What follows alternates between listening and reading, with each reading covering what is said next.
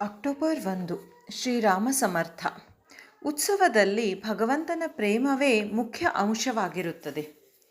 ಉತ್ಸವದ ನಿಮಿತ್ತದಿಂದ ನಿಮಗೆಲ್ಲರಿಗೂ ಬಹಳ ಕಷ್ಟವಾಗಿರುತ್ತದೆ.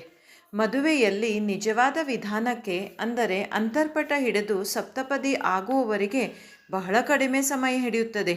ಆದರೆ ಈ ಸಂಸ್ಕಾರದ ಮಹತ್ವ ಹಾಗೂ ಗಾಂಭೀರ್ಯವು ಮನಸ್ಸಿನ ಮೇಲೆ ದೃಢವಾಗಿ ಆಗಬೇಕೆಂದು 4 ದಿವಸಗಳವರೆಗೆ ಸಮಾರಂಭ ಮಾಡುತ್ತಾರೆ. ಅದರಂತೆ ಉತ್ಸವದಲ್ಲಿ ಭಗವಂತನ ಪ್ರೇಮವು ಮುಖ್ಯವಾಗಿರುತ್ತದೆ. ಉಳಿದ ಆನಂದ ಹಾಗೂ ಉತ್ಸಾಹಗಳು ಅದಕ್ಕೆ ಪೋಷಕವಾಗಿರುತ್ತವೆ. ನಮ್ಮ ಪ್ರತಿಯೊಂದು ಹಬ್ಬವು ನಮಗೆ ಭಗವಂತನ ನೆನಪು ಮಾಡಿಕೊಡುವುದಕ್ಕಾಗಿ ದೇವಿ ದೇವತೆಗಳ ಉತ್ಸವದ ಉದ್ದೇಶವೂ ಕೂಡ ಭಗವಂತನ ಪ್ರೇಮವನ್ನು ಬೆಳೆಸುವುದಕ್ಕಾಗಿಯೇ ಇರುತ್ತದೆ. ದೀಪಾವಳಿಯಲ್ಲಿ ಪಟಾಕಿ ಹಾರಿಸುವುದು, ಸಿಹಿ ತಿನ್ನುವುದು, ಫರಾಳ ಮಾಡುವುದು ಈ ಎಲ್ಲ ವಿಷಯಗಳು ಹಿಂದಿನ ದುಃಖವನ್ನು ಮರೆಯುವುದಕ್ಕಾಗಿಯೇ ಇರುತ್ತವೆ.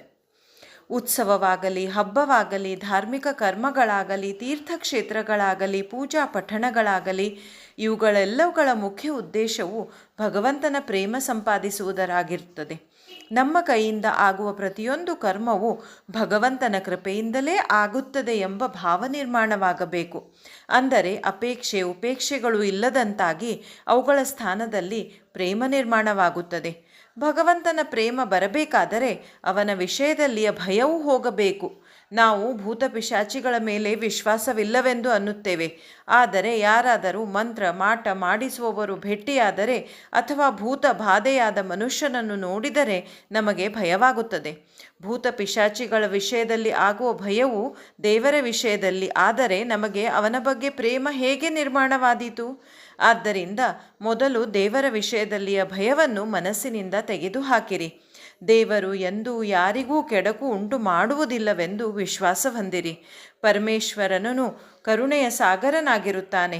ತನ್ನ ಮಗುವಿಗೆ ದುಃಖವಾಗಬೇಕೆಂದು ತಾಯಿಗೆ ಎಂದಾದರೂ ಅನಿಸುತ್ತದೆಯೇ? ನಾವು ಭಗವಂತನನ್ನು ಮನಃಪೂರ್ವಕ ಕರೆಯುವುದೇ ಇಲ್ಲ.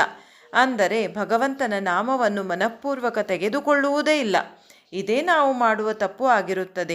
ಆದ್ದರಿಂದ ನೀವು ಗೋಂದಾವಲೆಗೆ ಬಂದಾಗ ರಾಮನ ಹತ್ತಿರ ಹೋಗಿ ಒಂದೇ ಒಂದನ್ನು ಪ್ರಾರ್ಥಿಸಿರಿ. ರಾಮ, ನನಗೆ ನಿನ್ನ ಪ್ರೇಮವನ್ನು ಕೊಡು. ನೀವು ಬೇಡಿದ್ದನ್ನು ಅವನು ನಿಶ್ಚಿತವಾಗಿಯೂ ಕೊಡುತ್ತಾನೆ ಎಂಬ ವಿಶ್ವಾಸವಿಡಿರಿ. ಅವನು ಅದಕ್ಕಾಗಿಯೇ ಇಲ್ಲಿ ನಿಂತಿರುತ್ತಾನೆ. ರಾಮನ ಭಕ್ತಿ ಮಾಡುವುದರಿಂದ ನಮ್ಮ ಸಂಸಾರವು ನಮ್ಮ ಕಲ್ಪನೆಯನ್ನು ಮೀರಿ ಸುಖಮಯವಾಗುತ್ತದೆ. ಯಾವುದೇ ಪರಿಸ್ಥಿತಿಯಲ್ಲಿ ನಾಮವನ್ನು ಬಿಡಬೇಡಿರಿ. ಭಗವಂತನ ನಾಮದಿಂದಲೇ ಅವನ ಸಹವಾಸ ಉಂಟಾಗುತ್ತದೆ ಹಾಗೂ ಅವನ ಪ್ರೇಮ ನಿರ್ಮಾಣವಾಗುತ್ತದೆ. ನಾಮವು ಭಗವಂತನಿಗೆ ಅತ್ಯಂತ ಸಮೀಪದ್ದಾಗಿರುತ್ತದೆ. ನೀವು ಈ ನಾಮದ ಸಂಗತಿಯನ್ನು ಹಿಡಿಯಿರಿ. ಅದರ ನಿರಂತರ ಸಹವಾಸ ಮಾಡಿರಿ. ಅದನ್ನು ಪ್ರಾಣಕ್ಕಿಂತಲೂ ಹೆಚ್ಚಿಗೆ ಜಪಿಸಿರಿ. ಅಂದರೆ ಇದೇ ನಾಮವು ನಿಮ್ಮನ್ನು ಭಗವಂತನವರೆಗೆ ಮುಟ್ಟಿಸದೇ ಇರುವುದಿಲ್ಲ. ಎಲ್ಲಿ ರಾಮನೋ ಅಲ್ಲಿ ನಾಮವು, ಎಲ್ಲಿ ನಾಮವೋ ಅಲ್ಲಿ ರಾಮನು. ನಿಜವಾಗಿಯೂ ನೀವು ನಾಮದಲ್ಲಿ ತನ್ಮಯರಾಗಿ ನಿಮ್ಮನ್ನು ನೀವು ಮರೆತು ಬಿಡಿರಿ. ಅಂದರೆ ರಾಮನು ನಿಮ್ಮ ಮುಂದೆಯೇ ನಿಂತಿರುತ್ತಾನೆ. ಕೊನೆಯ ವಾಕ್ಯ. ದೃಶ್ಯದಲ್ಲಿರುವ ಭಗವಂತನ ಚಿಹ್ನವೆಂದರೆ ನಾಮವಾಗಿರುತ್ತದೆ. ನಾಮದಲ್ಲಿ ವಿಶ್ವಾಸ ಉಂಟಾಗುವುದು ಮಹಾಭಾಗ್ಯದ ಲಕ್ಷಣವಾಗಿರುತ್ತದೆ.